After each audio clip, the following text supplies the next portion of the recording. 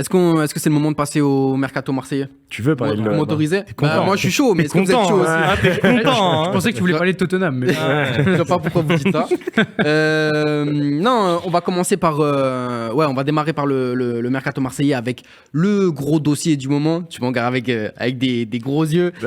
Monsieur Matteo Guendouzi qu'on a vu du côté qu'on a vu du côté d'Aston Villa. J'allais dire non, vous inquiétez pas, il est pas encore vu là-bas. Angleterre. Mais en tout cas, ça parle de Guendouzi du côté de l'Angleterre. On en est où du côté de Guendouzi là? Ce qui est sûr, c'est que Aston Villa le veut. Lui réfléchit, c'est pas le genre de club qu'il imaginait. Enfin voilà, il est pas contre un départ. Si c'est un club qui lui plaît globalement, bien sûr, il serait ok pour continuer à l'OM, sauf s'il y a un gros club de Première Ligue qui vient le voir. Voilà. Sauf que là, c'est pas un gros club de Première Ligue, c'est Aston Villa. Donc, est-ce que Aston Villa, ça peut le faire dévier de la Canebière alors que t'es sur une super saison avec Marseille? C'est ça la question à laquelle lui-même doit répondre. Surtout que lui, il est quand même content d'être là. Il veut dire, il s'est bien relancé. Ça s'était pas forcément bien terminé avec Arsenal, même si les torts n'étaient pas que de son côté. Mais justement, c'était mal terminé parce que notamment il y avait Arteta. Quand il arrive, c'est Unai Emery qui est là. Unai Emery aujourd'hui, il est à Aston Villa.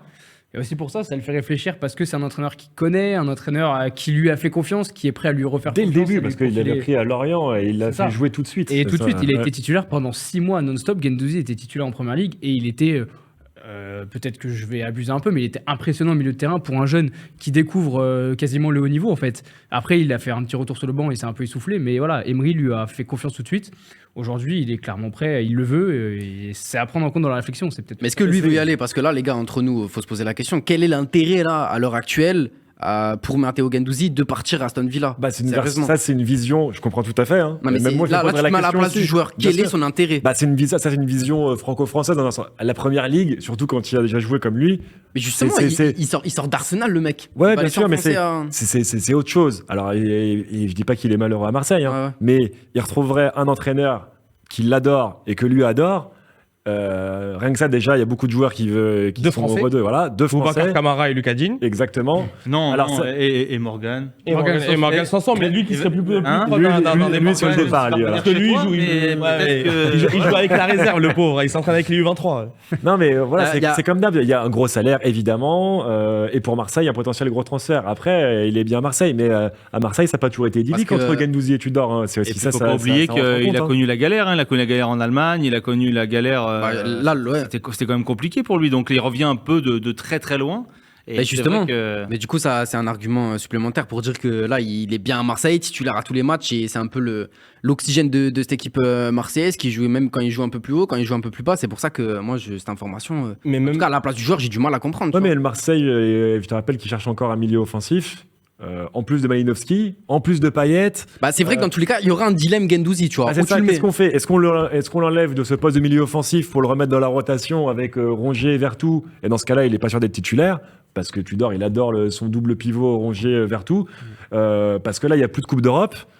Il y aura un match par semaine et la Coupe de France. Mais bon, ça se trouve, c'est terminé vendredi prochain parce que c'est un gros match.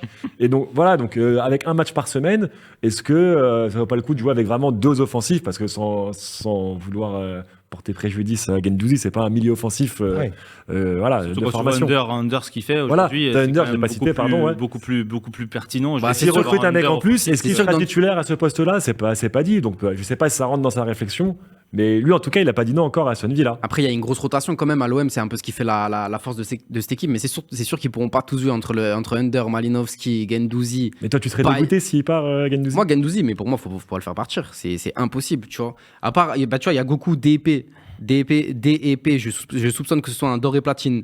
Mais il y a Goku qui nous dit 60 millions minimum pour Matteo. Tu me dis 60 millions d'euros. Là, tu t'assois, tu discutes, tu dis ok, tu vends Matteo Guendouzi, qui tu peux recruter à la place. Mais sinon même pour 25-30 millions, pour moi, faut pas le vendre. Donc voilà, donc ça veut dire qu'il est pas invendable. C'est le dilemme. Ah bah oui, mais tu m'envoies 400 millions, je le vends. Les supporters marseillais reprochent souvent que le club vend mal. Donc s'il y a une offre, même tu vois, tu dis 60 millions, même 50 millions au final. 50 millions pour Guendouzi. Ah mais faut les mettre. Tu l'as acheté 11. Mais pour l'instant, on parle pas d'une offre à 50 millions, c'est ça le problème. 50 C'est- millions, c'est oui, il pour faut ça. discuter, mais Et surtout que lui, il faut qu'il soit d'accord pour y aller, parce qu'encore une fois, lui, il est bien quand même à Marseille. Voilà, ça joue, ça fait une belle saison. Avec des petites indiscrétions qu'on a, on peut aussi dire que logiquement, Aston Villa attend de savoir vraiment la position justement du joueur pour passer vraiment à l'offensive. C'est voilà. toujours le jeu un peu compliqué de ce mercato d'hiver où le club met pas toutes ses billes tout de suite, il attend un peu. Parce que s'il met une somme trop forte tout de suite, bah, du coup, ça peut biaiser un peu le transfert. Donc, c'est aussi un jeu du chat à la souris. De toute façon, il reste 2 semaines, ça va aller vite à un moment donné. Et il va forcément devoir qu'il se positionne clairement lui aussi de son côté. Ouais, c'est ça, parce que c'est vrai qu'il a pas trop pris la parole concernant Exactement. ce sujet. Moi, Ça, limite, c'est jamais bon, hein. C'est plutôt par rapport à ça alors que Guendouzi, c'est le premier à dire qu'il aime Marseille, que c'est son club. Mais etc., ça veut pas dire qu'il aime pas Marseille, même s'il y part. Drogba, il a quitté l'OM malgré lui. Ah ouais, il a failli revenir 24 fois. Je suis d'accord Ah, avec mais toi. c'est Demain, vrai. t'as le Barça, le Real, L'exemple de le City, oui, mais- Boubacar Kamara aussi, c'est exactement ça aussi. Pour moi, c'est un peu Après, il différent. faut prendre le contexte aussi, tu vois. Là, on est à la mi-saison. Ouais, et puis- L'OM qui a le record de points dans son histoire en championnat. Mais t'as raison, faudrait qu'il s'exprime. Balerdi, il y a Balerdi, l'Ajax qui a il s'est mis imposé. C'est parfait, une offre tiens. et tout. Balerdi, il a dit, il a passé en zone mixte, il a dit non, moi je ne veux pas partir, je veux rester à l'OM. Moi, c'est clair. Ouais. Et à moins qu'il y ait une offre de dingue et qu'il soit poussé par le club à partir, lui, il a dit ce qu'il voulait. Donc Guendouzi, s'il veut que le débat s'arrête dans un sens, il peut aussi arriver et dire voilà, ça ne m'intéresse pas, Aston Villa, je reste à l'OM. Et du coup, t'as bien fait de parler de Balerdi. Sur le départ aussi, est-ce qu'on a du nouveau concernant ce dossier-là sur Léo Balerdi? Sur le L'Ajax départ, qui est chaud. L'Ajax c'est chaud, mais pareil, il se heurte à la volonté du joueur de rester à l'OM et l'OM a pas spécialement envie de le vendre pour le coup. Aussi, hein. En tout cas, j'ai vu qu'ils avaient fixé un montant assez élevé pour Balerdi. C'est comme d'hab. 25 millions. Ils vont pour pas rien. le vendre au rabais, mais s'il y a un club qui arrive et qui met 25-30, bon bah là oui, ça vaut le coup. C'est le jeu à chaque fois, hein. C'est combien tu mets, combien tu demandes, et après tu trouves un terrain d'entente. Est-ce que le joueur il veut partir, il veut pas partir? Là aujourd'hui, c'est pareil, c'est un jeu aujourd'hui où le joueur il a clairement exprimé sa position. L'Ajax est au courant. S'il veut vraiment, il va falloir qu'il sorte beaucoup d'argent. Et aujourd'hui, c'est pas le cas puisqu'il n'y a pas d'offre qui est arrivée. Mais l'intérêt, c'est pareil, il est concret, il est réel. Mais après, de là à ce que ça soit un transfert qui soit officiel, il y a encore largement du temps. Mais ce que les gens ils disent sur Guendouzi, d'ailleurs, moi ça m'intéresse, ils disent Guendouzi, quand il on doit a partir ou pas. Enfin, quand on a commencé à parler des 60 millions, on nous a dit, j'ai vu des commentaires, vous êtes fous, Guendouzi, c'est pas Tchouaméni. Et c'est un petit peu la vérité en soi. Hein. Je pense pas que ça va partir à un prix aussi élevé. Après, c'est encore plus, Tchouaméni. Mais Après, ne sous-estimez pas la Première Ligue. Et Aston Villa, c'est particulier. La saison dernière, ils étaient proches de l'Europe. Ils avaient fait une très belle saison. Ils avaient fait une très belle saison. Ils avaient un gros projet avec Gerrard. Ça s'est un peu cassé la figure cette saison. Ils ont fait venir Unai Emery, qui est quand même un coach qui a, je sais plus, 5 Coupes d'Europe, il me semble. Leur objectif, voilà. c'était de gagner la Ligue Séville Europa. et Villarreal. Il avait gagné avec Séville, il avait gagné avec Villarreal. 4, je crois, peut-être, parce que 3 avec Séville, une avec Villarreal, qui a fait une finale d'Europa League avec Arsenal. C'est un coach qui peut clairement, je pense, avec son style de jeu, emmener Aston Villa en Europe. Et Aston Villa a des ambitions. C'est un club historique en Première Ligue. Il y a une très grosse ambiance à Villa Park.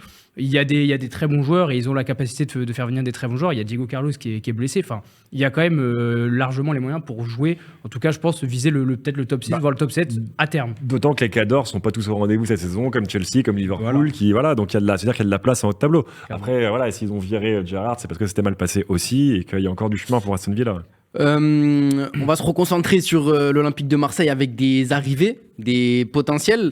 En tout cas, il y a des choses qui ont circulé ces derniers jours. On a vu le petit Claudinho, on a vu des montants un petit peu aussi astronomiques. Non, mais ça, c'est faux. Les fameuses saucisses. Ouais. Allez, Voilà, c'est parti pour le Ah bordel. ben, voilà, je vous laisse débattre là-dessus. Je reprends ton terme, les fameuses saucisses. On sait que l'OM, on l'a dit, on le répète, l'OM recherche un élément offensif. En tout cas, on peut vous assurer que c'est pas Claudinho. Claudinho n'est pas sur les tablettes de l'OM. C'est faux, donc il faut pas croire tout ce qu'on lit, tout ce qu'on voit, notamment sur les réseaux sociaux. Ok, donc Claudinho 40 millions, c'est clair. Non, c'est faux. Ok. Voilà. Une autre piste, on a vu le petit pépite espagnol. Là, tu vas peut-être pouvoir nous en parler, Anas. On en discutait tout à l'heure en off. Exactement. Le Alberto Molero, qui joue à Las Palmas, il me semble. Alberto Molero à Las Palmas en 2e division espagnole. Avant l'OM, il y avait déjà eu le FC Barcelone qui le pistait, qui le considérait comme le nouveau Pedri. Ouais, j'ai vu ça. Je pense que ça serait compliqué pour lui d'aller au Barça, déjà parce que peut-être que son niveau n'est pas aussi élevé que celui de Pedri, en tout cas lorsqu'il était à Las Palmas parce qu'ils l'ont pris pour seulement 8 millions. On le rappelle, Pedri Après, Pedri, il a explosé aussi 2019. du jour au lendemain. Il a explosé du jour au lendemain parce qu'il avait ce potentiel-là pour le montrer sur le terrain. Là, je suis pas sûr que Molero, sachant qu'il arriverait, s'il arrive en tout cas au Barça, ça serait dans un club qui est déjà bien fourni au niveau de l'entrejeu. T'as déjà, même surtout en termes de jeunes, t'as Pedri, Gavi, t'as même le jeune Pablo Torre aussi qui pourrait jouer, qui pourrait être dans la rotation. Donc, ce serait compliqué pour lui. Et donc, il pourrait, en tout cas, il est pisté par l'OM qui chercherait ce milieu-là à vocation offensive. Ça serait franchement, ça serait une bonne nouvelle pour l'OM. Je pense que Longoria ne l'a pas pisté au hasard non plus. Mais est-ce que dans une saison où peut-être Marseille a envie de sécuriser le podium, est-ce que tu as envie d'un joueur comme ça? Surtout, je pense que Las Palmas va en demander beaucoup à ce joueur-là. Combien? Et est-ce que c'est seulement si tu vends Guendouzi que tu te mets sur lui à ce moment-là? Ah, là, c'est à t'as ce point-là? vraiment. Non, mais c'est juste que Las Palmas, le tarif, Las Palmas pourrait demander, je pense, justement comme Pedri, à peu près aux alentours de 10 millions. Et est-ce que du côté de l'OM, mettre 10 millions sur un milieu de 19 ans, c'est la bonne solution? Ouais, mais comme ils ont recruté des joueurs d'expérience, Malinowski, il est déjà assez. Malinowski a 10 millions. Oui, Il a déjà de l'expérience, Ce que je veux dire, c'est qu'il a 29 ans. Payet aussi est âgé, donc je pense qu'il faut renouveler en termes d'âge, je pense, le secteur offensif. Mais quand Alex Sanchez est assez Je âgé. te rappelle Voilà. qu'ils ont acheté quand même un Brésilien pour 10 millions d'euros il y a quelques mois. L'OM, qui est reparti d'ailleurs. Gerson. Gerson. Gerson, il avait acheté beaucoup Luis plus. Enrique. Il est beaucoup plus. Oui, Gerson, c'était plus. C'était aux Alois, c'était 20 millions. C'est Luis Enrique. Non, je parlais de Luis Enrique. Luis Enrique. En tout cas, les gars, non, mais pour, dans les petits paris, à tenter. C'est vrai. j'ai les résultats qu'a lancé notre fameux CM, Alexandre. Je reviens vite fait, mais parce que je trouvais ça vachement intéressant. Guendouzi doit-il quitter l'OM pour Aston Villa? À 94%, il ne doit pas quitter l'OM. Tu vois, j'ai réussi à les convaincre. Mais bon, je pense qu'ils n'ont pas eu besoin de moi. Mais c'est vrai qu'il devrait, selon eux, il devrait rester à l'OM. Donc, pour finir sur la petite pépite espagnole, là, le Molero, pour vous, ça peut être justement le fameux atout offensif qu'attend l'OM là dans ces dernières heures du mercato. Enfin, dernières heures. Il nous reste quand même une. Pour moi, l'OM n'a pas besoin d'un titulaire parce qu'ils sont armés et ils ont montré depuis le début de saison qu'il n'y a pas besoin de tout changer à ce niveau-là, même s'il y a eu le départ de Gerson et évidemment la blessure d'Amin Harit. Je pense qu'avec Malinowski, Payet, Under, ça peut faire. Et Guendouzi, s'il reste et qu'il joue dans ce rôle-là, ça peut faire l'affaire. Après, acheter un petit jeune et contribuer à développer un jeune comme ça, pourquoi pas? Moi, je trouve que ce serait le bon plan. Ouais, surtout qu'il sera pas titulaire. Il jouera des bouts de match, il va côtoyer des joueurs d'expérience, des bons joueurs. C'est un bon moyen pour lui, peut-être voilà, sur 6 mois, pour ensuite 6 mois de transition, peut-être plus exploser l'année prochaine. Non, pourquoi pas? Moi, je pense que ça peut être un bon pari à tenter. Moi, je milite pour un petit coup de Longoria. Je suis sûr qu'il travaille sur un petit joueur, je suis sûr. Ah là, il va nous faire une Chancel Mbemba, un mec que t'attends pas, qui va te faire avec ses raisons. Ah, il y a des grandes chances. Moi, je suis sûr, un prêt qui va rien lui coûter. Il a prouvé déjà qu'il était capable de faire des petites dingueries à ce niveau-là. Bon, il peut se tromper aussi, hein. Mais c'est vrai que moi, franchement, je le vois bien travailler sur une petite piste cachée. Mais là où il est fort, c'est qu'il arrive des fois à trouver des joueurs et ça fuite pas. Et le fait que ça fuite, pour moi, c'est peut-être aussi quelque chose qui veut dire que ça travaille dur. Après, il trouvera peut-être pas ou il finalisera pas, mais en tout cas, je pense qu'il cherche quelqu'un offensivement pour apporter un petit plus en tout cas. On verra. De toute façon, on est sur le dos, on lâche pas l'affaire. Ça sent le coup de dernière minute. C'est une belle opportunité, mais c'est sûr.